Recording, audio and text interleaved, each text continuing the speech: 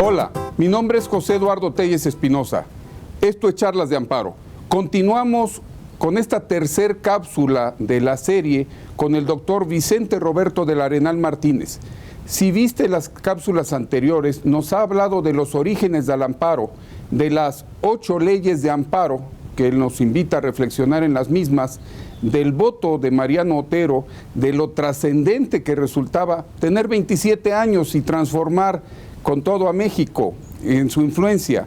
Doctor, le invito a que nos continúe hablando. ¿Qué pasó con este voto? ¿Cuáles son sus consecuencias? ¿Cuál es la primer sentencia de amparo? Y al final, que lleguemos al concepto del amparo. Mire, el grupo de notables llamados diputados aceptan el voto particular de Mariano Otero, le hacen algunos arreglos, nadie se deja de ser absoluto, cada teórico tiene su forma de pensar y le hacen ciertos arreglos, pero a consecuencia del voto particular se crea el Acta Constitutiva y de Reformas del 18 de mayo de 1847, día que, entre paréntesis, se pretende festejar en el Congreso Nacional de Amparo. Y viene consecuencia del voto particular y del artículo 25, donde establece que los tribunales de la Federación ampararán a cualquier habitante por violación a las garantías individuales cuando provengan de tribunales, cuando provengan de actos del Ejecutivo o del Legislativo, no permite de tribunales. Pero lo que sucede es la reacción. En la vida, afortunadamente, hay gente inteligente. Que haya más burros que inteligentes es cuestión de que INEGI se ponga a ver eso. Pero ahí hubo un litigante inteligente que acudió al juicio de amparo y fue en San Luis Potosí. El 18 de agosto de 1848, el juez por Ministerio de Ley, Pedro Sámano, dicta la primera sentencia de amparo. El quejoso es Manuel Verástegui. El acto reclamado, la orden de destierro del gobernador del estado de San Luis Potosí. El gobernador adujo, sin que hubiera las famosas y nada agradables para mí causas de improcedencia y de sobreseimiento, que no podía resolver porque no había ley reglamentaria. Resultaba cierto, no había ley reglamentaria, pero Pedro Sámano, fajándose eso que usamos los hombres, que es el cinturón, dice: el artículo 25 me ordena que se pueda estudiar la violación a las garantías y yo la voy a estudiar. Esto me permite hacer un paréntesis y hacerle un recordatorio.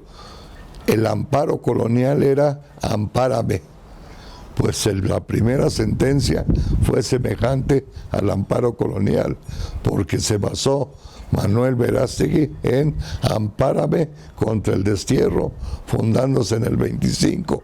¿Por qué ahora jueces, magistrados y ministros tienen que saber esta ley técnica de 271 artículos, propósito del Congreso?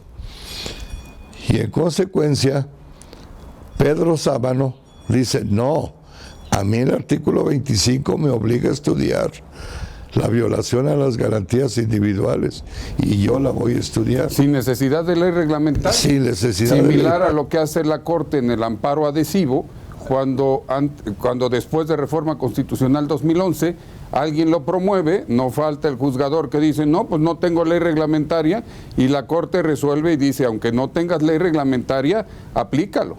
Claro. Así que seguramente inspirado en esto que hizo el juzgador. Ojalá eso. Pero lo cierto es que si vamos al detalle de esta primera sentencia, porque debemos de ir, tiene un significado. Manuel Verástegui resulta ser el amante de la esposa del gobernador. Entonces el gobernador, en lugar de darle un balazo, lo destierra. Por eso decía usted que tenía un toque picante. Un toque picante. Pero además, el juez titular de distrito era compadre del gobernador. Tuvo que excusarse. Y entra Pedro Sámano. Pues tal vez conozca usted, y perdóneme que lo diga de esta manera, sé que lo conoce, una obra que edita la UNAM, que es 160 años de la vida del juicio de amparo. Son como 160 artículos. Se extraen de la biblioteca virtual de la Universidad Nacional Autónoma de México, y me pongo a leer el que me gustó. Y de repente encuentro uno escrito por una mujer que no estoy más que destacando, que también ellas valen y ellas saben decir las cosas, que le pone de título Pedro Sámano, un juez valiente. ¡Ay! ¿Qué es esto? ¿Cómo que le dicen a un juez de distrito un juez valiente? Y me pongo a estudiarlo. ¿Por qué lo califica de juez valiente? Porque se funda en el artículo 25. La valentía para la autora de ese artículo la hace ver en que aplica el artículo 25. Sin necesidad de la ley reglamentaria o ante la ausencia de la ley reglamentaria. Lo cual nos puede decir, ojalá haya muchos jueces valientes, muchos magistrados valientes. Los hay, desde luego.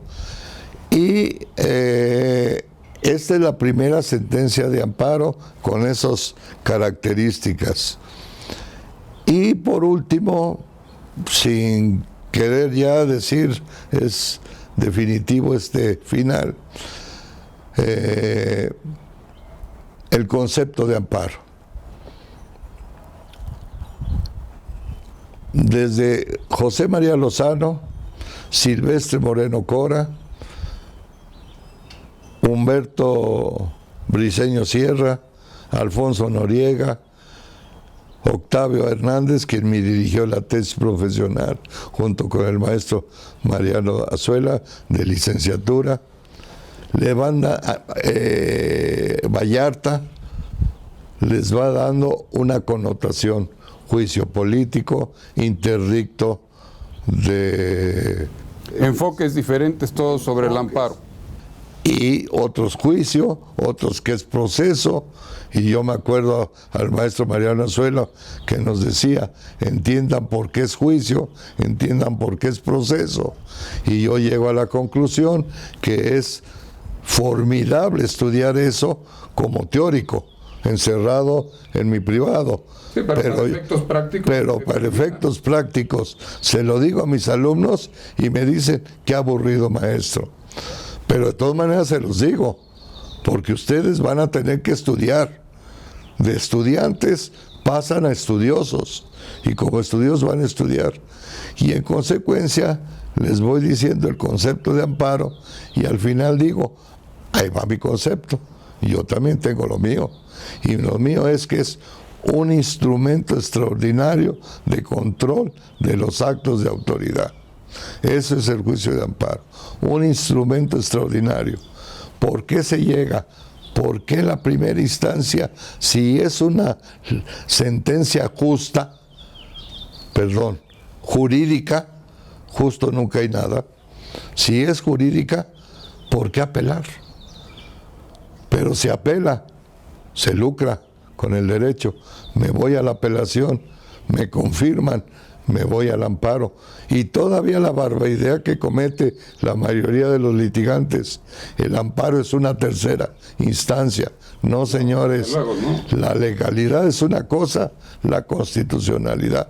Y la convencionalidad ahora también. Y ahora la convencionalidad. La Qué bueno que me lo dice para agregarlo yo en mis clases, que es un tema que me está trayendo mucho. Y le digo, entonces es un instrumento extraordinario de control. Y le digo, jóvenes, muchachas, jóvenes, varones, para que se convenzan, el juicio de amparo ni cura el SIDA ni evita el embarazo. Bien, doctor, pues el dar el concepto del amparo es todo un tema. Su servidor normalmente lo defino como el medio de control de la constitucionalidad y de la convencionalidad, de las normas generales, actos, omisiones, de las autoridades y de aquellos particulares que fungen como autoridad conforme al artículo 5º, fracción segunda de la nueva ley de amparo, y que sirve para salvaguardar las garantías y derechos humanos, y además las esferas competenciales conforme al olvidado amparo soberanía del artículo 103, fracciones segunda y tercera. Pero, doctor, sin duda, hablar de amparo nos va a dar para más cápsulas.